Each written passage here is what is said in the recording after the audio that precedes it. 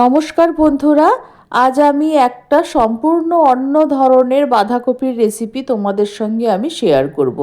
মাত্র দুটো ডিম দিয়ে আর বাঁধাকপি দিয়ে আমি এই রেসিপিটা তৈরি করেছি। এই রেসিপিটার কোনো নাম আমি দিলাম না, তোমরাই এর একটা নাম দেবে, দিয়ে আমাকে কমেন্ট করে অবশ্যই জানিও। আর এই তরকারিটা খুব সুস্বাদু, তোমরা বাড়িতে অবশ্যই তৈরি করবে একবার। একটা বড় বাঁধাকপির অর্ধেকটা আমি কুচি কুচি করে কেটে নিয়েছি। তোমরা তোমাদের পরিবারের লোক অনুযায়ী বাঁধাকপি নেবে। বাঁধাকপিটা অনেক বড় ছিল, অর্ধেকটাই হয়ে যাবে, তাই আমি অর্ধেকটা কেটে নিয়েছি। বাঁধাকপিটাকে খুব ভালো মতো ধুয়ে নিয়েছি। এবার কড়াইতে জল গরম করতে বসিয়ে দিয়েছি। বাঁধাকপিটাকে আমি একটু সেদ্ধ করে নেব। খুব বেশি সেদ্ধ করে নরম করে ফেলবো না, অল্প একটু সিদ্ধ হবে, তখনই নামিয়ে জলটা ঝরিয়ে নেব। আর বাঁধাকপিতে যদি কোনো পোকামাকড় থাকে সেটাও বেরিয়ে যাবে। বাঁধাকপিটা একটু ভাপিয়ে নিলেই খুব ভালো হয়। কিছুক্ষণের জন্য ঢেকে দিলাম। বাঁধাকপিটা ভাপানো হয়ে গেছে, এবার নামিয়ে জলটা ঝরিয়ে নেব। বাঁধাকপিটা জল ঝরিয়ে ঠান্ডা করে নিয়েছি, আর খুব বেশি সিদ্ধ হয়ে যায়নি, একটু নরম হয়েছে, তোমরা দেখেই বুঝতে পারছো। এবার দুটো বড় সাইজের কুচানো পেঁয়াজ, 1 চামচ হলুদ, আন্দাজ মতো নুন আর একটু ভাজা মশলা দিয়ে দিলাম। আমি গোটা ধনে, গোটা জিরে আর শুকনো লঙ্কা শুকনো খোলায় ভেজে পাউডার করে নিয়েছিলাম, সেটাই দিয়ে দিলাম। আমার বাঁধাকপির পরিমাণ অনুযায়ী আমি এখানে ছোট কাপের 1 কাপ বেসন আর 1 কাপ সুজি নিয়েছি। এবার এই সুজি আর বেসনটা আমি বাঁধাকপির মধ্যে দিয়ে দিচ্ছি। বাঁধাকপিটা মাখার সময় মনে হয় যদি সুজি আর বেসন আর একটু লাগবে, তোমরা দিয়ে দিতে পারো। আর দিয়ে দিলাম দুটো ডিম ভেঙে। এবার সব উপকরণ দিয়ে আমি বাঁধাকপিটাকে খুব ভালো মতো মেখে নিচ্ছি। আর এই মাখার সময় আমি কোনো রকম জল ব্যবহার করব না। এই বাঁধাকপিটা মাখার সময় যদি মনে হয় বেসন বা সুজি লাগবে, সেটাও আরও একটু দিয়ে দিতে পারো, বা তোমরা এখানে দুটো ডিমের পরিবর্তে 3টে ডিমও ব্যবহার করতে পারো, তাতে কোনো অসুবিধা নেই। আর এই মাখাটা একটু নরম কাদা কাদা মতো হবে। কতটা নরম করে মেখেছি তোমাদের একবার দেখিয়ে দিচ্ছি। ফ্রাইং প্যানটা ভালো করে গরম করে আঁচটা কমিয়ে দিয়েছি। এবার অল্প তেল আমি প্যানের গায়ে ভালো মতো মাখিয়ে দিয়েছি। এবার এই পুরো ব্যাটারটা আমি প্যানের মধ্যে আস্তে করে ঢেকে দিচ্ছি। তোমাদের কাছে ফ্রাইং প্যান না থাকলে তোমরা বড় চাটুতেও করতে পারো, তাতেও খুব ভালো হবে। এবার এই ব্যাটারটা আমি পুরো প্যানের গায়ে ভালো করে সমানভাবে ছড়িয়ে দেবো, একটু পুরু করে ছড়িয়ে দেবো। এই যে ভালো মতো ছড়িয়ে দিয়েছি। এবার একটা ঢাকা দিয়ে 3-4 মিনিটের জন্য লো ফ্লেমে রেখে দেব। ফ্লেমটা কমিয়ে ঢাকনাটা দিয়ে দিলাম। 3-4 মিনিট পরে ফিরে আসছি। বাঁধাকপিটা হতে হতে তোমাদের একটা জিনিস দেখাই। আমার বড় মেয়ে এসে বলছে, মা তুমি চোখ বোঝো, তোমার জন্য একটা গিফট আছে। দেখি, এই অ্যাপ্রনটা আমাকে পুড়িয়ে দিচ্ছে। এই যে দুদিকে হাত মোছার জায়গা, এটা পকেট, আর এই সামনে গলার কাছের ডিজাইনটা খুব সুন্দর। এইটা আমাকে পরিয়ে দিয়ে বলছে, তোমার বাসন মাজতে মাজতে তোমার জামা ভিজে যায়, তোমার ঠান্ডা লাগে, তাই জন্য তোমাকে আমি এটা গিফট দিলাম, তুমি এটা পরে রান্না করবে। আমার মেয়ের গিফটটা কেমন হয়েছে তোমরা আমাকে অবশ্যই কমেন্ট করে জানিও। তোমাদের সঙ্গে কথা বলতে বলতে একটা দিক হয়ে গেছে, এই যে নিচটাও ভালো মতো ছেড়ে দিয়েছে। এবার আমি এটাকে উল্টে নেব। খুব সাবধানে উল্টে নিতে হবে যাতে মাঝখান থেকে ভেঙে না যায়। আর এক হাতে ভিডিও করছি তো, তাই আমি এটাকে সাবধানে উল্টে নিচ্ছি, তারপর আবার ফিরে আসছি। প্যানের একদিকটা আমি একটা প্লেটের ওপর উল্টে নিয়েছি। এই দেখো, এই দিকটা কি সুন্দর হয়ে গেছে।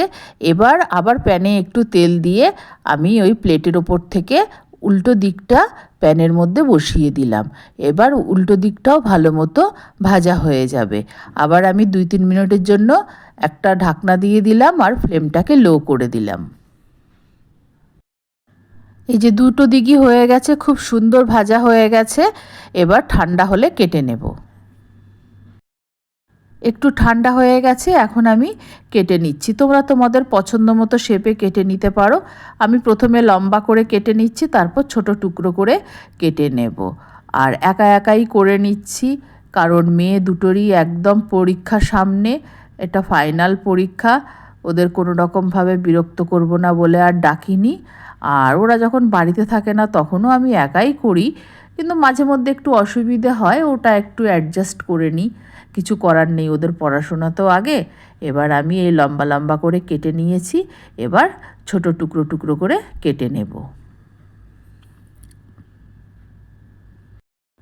এই যে সব কাটা হয়ে গেছে, এবার রান্নায় চলে যাচ্ছি। কড়াই বসিয়ে দিয়েছি, কড়াইতে একটু সর্ষের তেল গরম করে নিয়েছি আর জিরে আর কসুরি মেথি ফোড়ন দিয়ে দিলাম। ফোড়নটা ভাজা হতেই কুচানো পেঁয়াজ দিয়ে দিলাম। পেঁয়াজটা হালকা লাল হওয়া পর্যন্ত ভেজে নিয়েছি। পেঁয়াজটা ভাজা হয়ে গেছে, এবার কুচানো টমেটো দিয়ে দিলাম। আমি দুটো ছোট সাইজের টমেটো ব্যবহার করেছি। আর তোমরা যারা নিরামিষভাবে এটা করতে চাও তারা শুধু পেঁয়াজটা স্কিপ করবে, তাতেও এটা খুব ভালো হবে। এবার 1 চামচ আদা বাটা দিয়ে দিলাম। কিছু গুঁড়ো মশলা নিয়েছি, 1.5 চামচ ধনে গুঁড়ো, 1.5 চামচ জিরে গুঁড়ো, আন্দাজ মতো নুন, 1 চামচ হলুদ গুঁড়ো আর 1 চামচ ঝাল লাল লঙ্কার গুঁড়ো। এই সব মশলাগুলো আমি দিয়ে দিলাম। মশলার মধ্যে 1 কাপ জল দিয়ে দিলাম।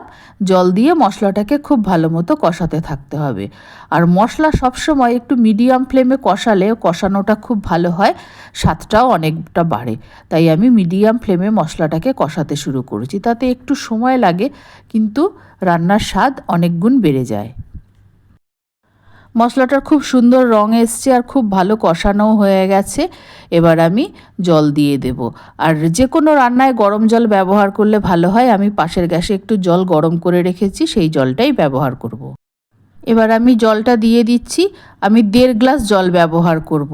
তোমরা যে যতটা পরিমাণ গ্রেভি রাখবে সেই অনুযায়ী জল ব্যবহার করবে। এবার ভালো মতো নেড়ে মশলাটা জলের সঙ্গে মিশিয়ে দিচ্ছি আর গ্যাসের ফ্লেমটা বাড়িয়ে দিলাম।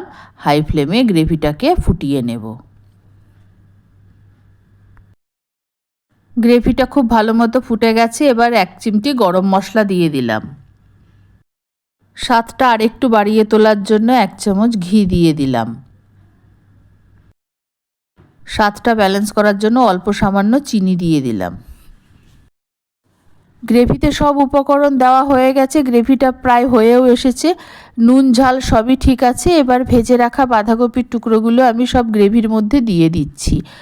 আর এই রেসিপিটা ভাত, রুটি, লুচি, পরোটা সব কিছুর সঙ্গে খেতে অত্যন্ত সুন্দর লাগে। আর তোমরা একবার বাড়িতে বানিয়ে দেখো। শীতের বাঁধাকপি থাকতে থাকতে এই রেসিপিটা বাড়িতে বানিও। আশা করছি নিরাশ হবে না, খেতে অবশ্যই খুবই ভালো লাগবে। আর বাঁধাকপির টুকরোগুলো দেওয়ার পর আমি গ্যাসের ফ্লেমটাকে বাড়িয়ে দেব। মিনিটখানেক হাই ফ্লেমে রান্না করে নিলেই রান্নাটা হয়ে যাবে।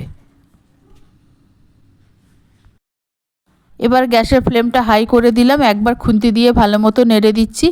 মিনিটখানেক হাই ফ্লেমে রান্না করে নিলেই রান্নাটা হয়ে যাবে। নুন ঝাল সব ঠিক আছে, রান্নাটা হয়ে গেছে, নামিয়ে নিচ্ছি।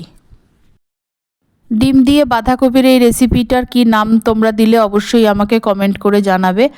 আর আমার এই রেসিপি ভালো লাগলে আমার চ্যানেলকে সাবস্ক্রাইব করার, লাইক করার, শেয়ার করার অনুরোধ রইল। আর আমার নতুন পুরনো সকল বন্ধুদের আন্তরিক ধন্যবাদ ও ভালোবাসা জানিয়ে আমি আমার ভিডিও শেষ করছি। সকলকে অনেক অনেক ধন্যবাদ ও ভালোবাসা রইল।